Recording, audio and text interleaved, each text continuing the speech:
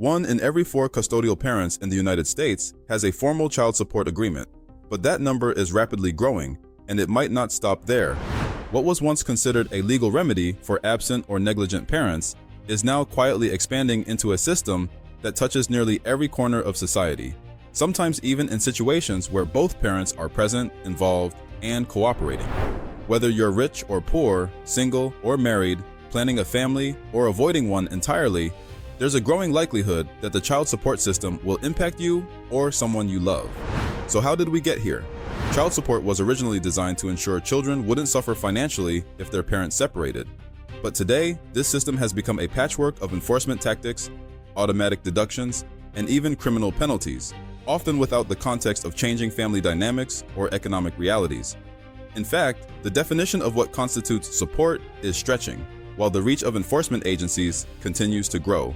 We'll explore how a combination of legal shifts, economic inequality, rising co-parenting breakdowns, and systemic defaults is bringing more people into the child support system, even when they didn't expect it.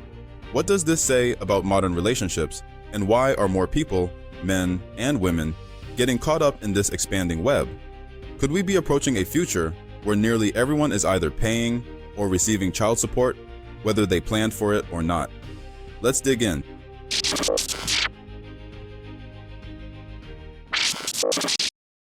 Child support laws were originally crafted with a simple principle in mind: children deserve financial stability, regardless of their parents' relationship status. But as societal norms have shifted and the legal system has adapted, that principle has expanded, sometimes in ways that catch people completely off guard. In many states, the obligation to pay child support is not always tied to biological parenthood. There are cases where men have been required to pay support for children they did not father, based solely on prior cohabitation or emotional involvement with the child. Known as de facto parenthood or psychological parenthood, these rulings aim to preserve continuity for the child, but often leave individuals financially responsible for children who aren't biologically theirs. Take the case of Jason, a Michigan man who was ordered to pay child support for a child born to his ex-girlfriend after she listed him as the father, and he missed the short window to contest paternity. Even after DNA testing proved he wasn't the father, the court ruled that because too much time had passed, he was legally the dad, legally responsible. These cases aren't isolated.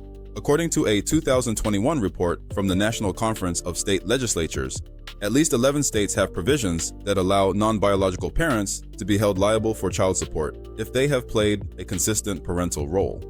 On top of that, shared custody doesn't necessarily mean shared financial responsibility. In joint custody arrangements, the parent who earns more money is often still required to pay child support, even if the child spends equal time with both parents. The assumption isn't just about time, it's about maintaining a comparable standard of living in both homes. This shift has opened up a legal gray area: child support as not just a protective measure for children, but as a balancing act between parents. As courts lean into this interpretation, more people find themselves legally obligated to pay, even when their circumstances seem cooperative or fair. And while these legal expansions are rooted in good intentions, they beg a difficult question: are we redefining parenthood through the lens of financial responsibility alone?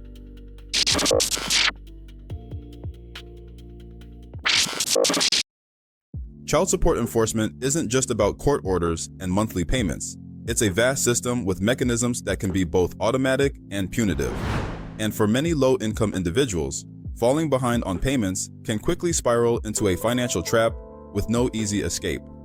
As of 2023, more than $113 billion in unpaid child support debt has accumulated in the United States, according to the Office of Child Support Enforcement. What's less commonly discussed is who owes that money and why they're unable to pay it. Studies show that the majority of child support debt is owed by low-income fathers, many of whom are unemployed, underemployed, or incarcerated. In fact, the Urban Institute found that 70% of child support arrears are owed by men who earn less than $10,000 per year. The system, however, rarely accounts for income fluctuation. Orders are often based on a parent's past earnings or presumed potential, without much flexibility for job loss, disability, or economic downturns. Once a payment is missed, interest accrues, penalties apply, and enforcement kicks in. Driver's license suspensions, wage garnishments, passport denials, and even jail time are all legal tools used to force compliance.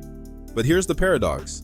These tools often make it harder for the individual to work, travel, or improve their financial situation, deepening the cycle of non-payment. This creates what some scholars call a debtor's prison dynamic. The intention is to ensure children receive needed support. The reality is that many non-custodial parents, especially men of color, end up further marginalized by a system that punishes poverty. And it's not just low-income parents who get caught up. With increasing gig economy jobs, fluctuating freelance income, and non-traditional work arrangements, even middle-class parents are finding it hard to keep up with rigid court-ordered payments. Unlike taxes, there's no flexible payment plan or forgiveness program for child support debt. In the words of one Reddit user, "My ex lost his job during COVID and missed 3 payments. The court treated him like a deadbeat dad, even though he was trying. He's still digging himself out of the hole 2 years later." So what happens when the system meant to protect children ends up trapping their parents? The bigger question, can the child support system remain effective if it doesn't adapt to modern economic realities?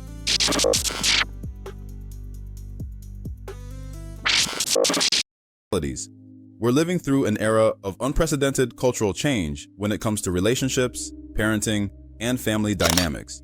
More people are delaying marriage or avoiding it altogether. Casual dating, situationships, and unplanned pregnancies are increasingly common, and with that comes a rise in informal co-parenting arrangements that aren't always backed by legal structure. When those informal arrangements break down, which they often do, courts step in, and when courts get involved, child support usually follows. Consider the growing number of viral TikToks and YouTube videos of young adults documenting their unexpected journeys through family court. From short flings that result in lifetime obligations to stories of mutual agreements gone wrong, many share a similar theme. We didn't think we'd end up in court, but here we are. In one striking example, a woman named Kiara from Georgia went viral after describing how a man she briefly dated sued her for joint custody and won. While many commenters supported his involvement in the child's life, others pointed out that once the custody was formalized, Kiara was suddenly responsible for child support payments, even though she was already caring for the child full-time. This isn't just a one-off story. With increasing gender equality in the courts, more women are being ordered to pay child support. According to U.S. Census data, 22% of custodial fathers now receive support from mothers, a trend that's steadily growing. The shift toward shared parenting is often seen as a positive step, but it also means that more people, regardless of gender or relationship status, are now legally and financially tied to people they may no longer speak to or trust. Apps like Talking Parents and Our Family Wizard, designed to facilitate communication between co-parents, are booming. Further evidence that the traditional nuclear family is being replaced by complex co-parenting arrangements, with child support as the glue holding things together.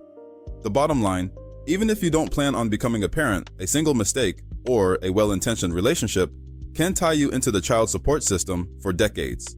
So what happens when love, casual sex, or even a brief relationship ends with a courtroom appearance and a monthly payment plan? Are we prepared for the emotional and financial consequences of modern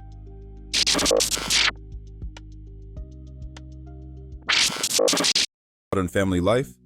Child support was never designed to be a catch-all solution for every kind of family breakup, financial struggle, or co-parenting challenge. But that's what it's becoming. As legal definitions broaden, economic pressures rise, and cultural norms shift, more people are finding themselves entangled in a system they didn't expect to join. For some, it's a lifeline. For others, it's a burden. And for many, it's both. We've seen how the legal system is expanding the definition of parenthood to include not just biology, but emotional ties and financial expectations. We've looked at how economic realities, like underemployment and income instability, can turn support orders into crushing debts. And we've explored the cultural shift toward informal parenting relationships, which often leave people legally vulnerable. If the trends continue, it's not far-fetched to imagine a future where most people, regardless of intent, interact with the child support system at some point in their lives, whether as payers, recipients, or supporters of someone caught in the middle. But maybe that's the point, to start rethinking how we define family, responsibility, and fairness in the modern world. So the real question isn't just, why is everyone ending up on child support? It's, what does that say about how we live, love,